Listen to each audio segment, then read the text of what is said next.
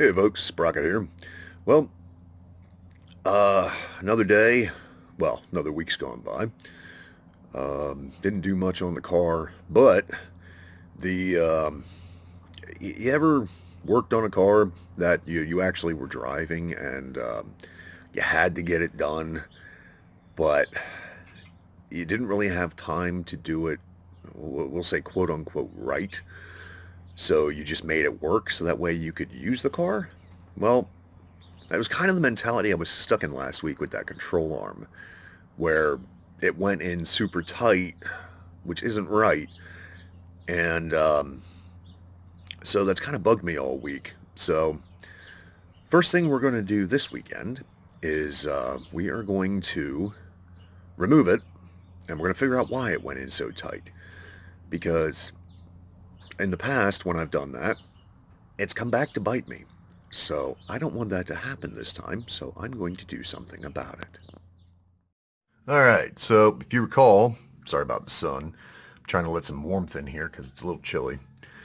Last week when we finished up, we had just got this control arm in, and as I already stated, it went in tight. So something else, if you remember, this front bushing here was not in place on the arm when I pulled it off. Best I can figure is what happened is it got hit somewhere in this neighborhood and it shoved this part of it back, which is why the bushing was out of it. This was probably rubbing against the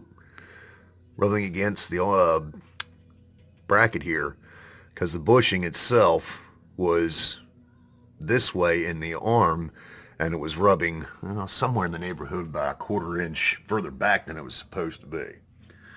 And that's the side that was giving me grief going in. So what we're going to do is we're going to pull this arm back out, and we're going to do some straightening on probably those two mount brackets there and on the arm itself until it goes in snug but not binding, because that binding is what's going to cause us problems down the road, and that's what we're trying to get rid of.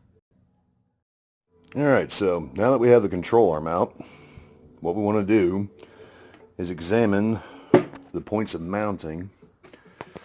So this is the side I suspect something happened to.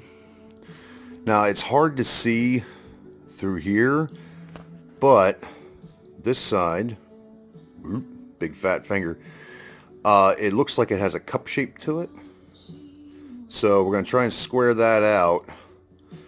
And then it also looks like that it's tweaked in a little bit, because right here, that should be 90 degrees. So I'm going to try and fix that first, because I don't think that's supposed to be in that far, but I could be wrong. And again, that one should also be at 90 degrees. And then we'll do the same thing on this side, but as you can see, this side looks like it's tweaked out some. So we have to bring that in. And this side looks like it's tweaked in. So we basically want to try and get these at 90 degrees so at least this part of it is correct. And then we can work on the frame itself. Alright, so as you can see, I popped this bushing back out. But if you look, the top left corner there, it looks like this whole side, big finger, right here, is pushed up because of that bend up here in the corner. So what I'm going to have to do is support it on the inside here and try and hammer that side down to get it to line back up the way it needs to. And that's why I said it looked like this side had either bottomed it out or they, they hit something with it. So, alright, so I can definitely confirm that this thing got bottomed out somewhere. Because if you look at the front of this, this is what holds the sway bar bushing up. Now, it didn't quite look like this when I started, but you can kind of see it right here. Hang on. This side. So, if you look at this side, right here, you can see that it got flattened out. Now you see the angle between here and here. Then you look at the back side here. Now I had to hammer the crap out of this thing right here, be able to even get a socket on this bolt because of how far back it was pushed. So what happened was it got hit there. You can see the rust line here. It scraped along here, hit this, and it must have done something back here on the cross member, because this bracket here, I've gotten it a little bit straighter, but this was bent back at like this angle, same with this one. So what's happening is, once I pulled everything out of here, the control arm, I fixed the front one. You can see it's a little bit straighter in there now. The back one I still have some work to do, but I did fix the front side here of the control arm. At least I think it's fixed. This thing still seems like it's pinched, but at least it seems like it's straight. Now this back one here, I didn't think there was anything wrong with it because it slid in nice, but I'm thinking this one here is also kind of cocked like this, which is why it's pinching in between the center. So that's my next step.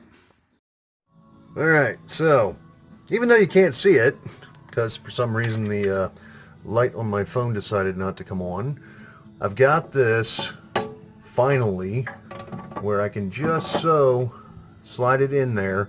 It's a nice snug fit, which is the way it's supposed to be, in both sides.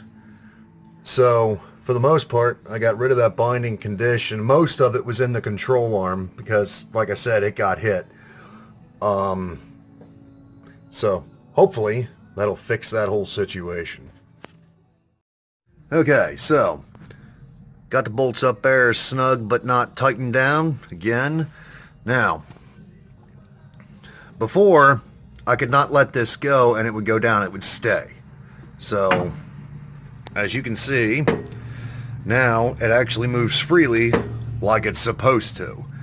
So I just got to put that bumper back on there, which is right here. Which, this is the original one. As you can see, it's in really good shape. So I bought new ones, but I'm not going to put them in because these are in good shape. So I'll keep them for a later project. Alright, so old bushing, new bushing. Now, if you'll notice, this thing is cocked like this. This is the one that took the hit from up front. So this was in the car this way. So it got hit from the front and it bent the bracket back this way, which is why I had such a hard time getting this bolt out of the bracket. But this thing's been that way for probably quite a while for this rubber to have kept that shape.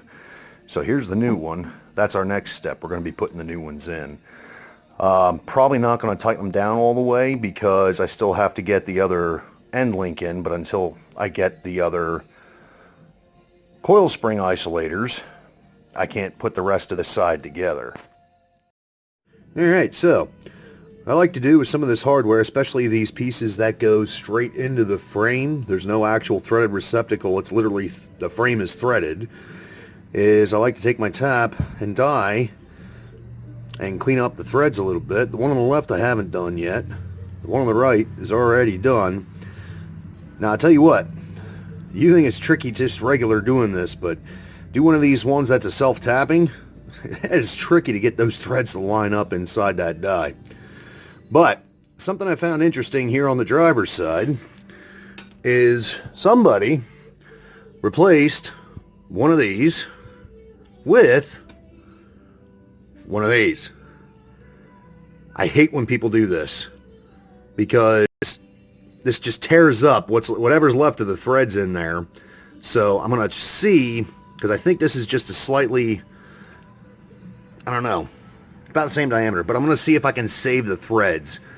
If I can't, that means I'm going to have to tap it out to a bigger size, which I really don't want to do, but yeah. So I'm going to run my tap through those, and the existing holes that still have the right threads in them, I'm still going to run it through them and make sure that it's not going to give me any grief going back in. Of course, these are the bolts for the sway bar bushings. Alright, well, took a while, but for the most part, this is the one that was all bent up. I got it more or less in the same shape. You can see here. It's pretty darn close. Considering how mangled it was, I'm happy with it, as long as it'll do the job. Alright, new sway bar bushings are in. You can see the grease in there. Of course, I greased the inside of the cup and around the sway bar itself, and then up here against the frame.